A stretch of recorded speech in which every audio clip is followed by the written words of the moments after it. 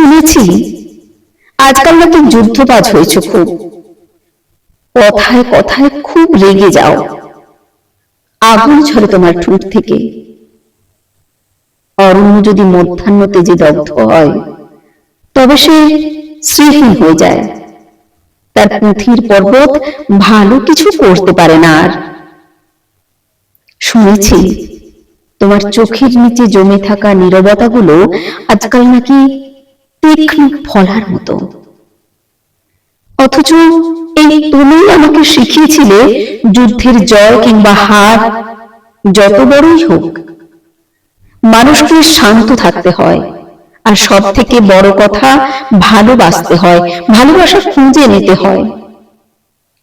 জানি সেসব বহু পুরানো, তবু মৃত্যু তো হয়নি।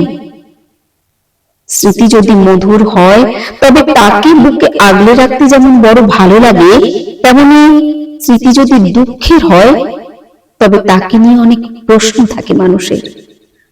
মানুষ দুঃখকে সহজে মেনে নিতে চায় না, মানতে পারে না। আমার স্মৃতিগুলো সুখের আর কতটুকু হলো? পাত্র যদি ভরার আগেই খালি হয়ে যায় তবে তাকে শূন্য পাত্রই তো বলে।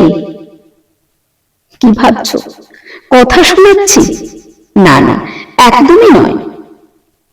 বিকেলের আলো আজ বড্ড নরম, দক্ষিণের জানলা দিয়ে কৃষ্ণচূড়ার ছায়া এসে পড়ছে ঘরে, আর সেই ছায়ায় দোল খাচ্ছে আমার ছেলে মানুষই, আমার কান্না, আমার চিৎকার, আমার ফিরে না পাওয়া ডাক, আমাকে ফেলে যাওয়া, আমার পড়ে থাকা, আরো আরো কত কিছু।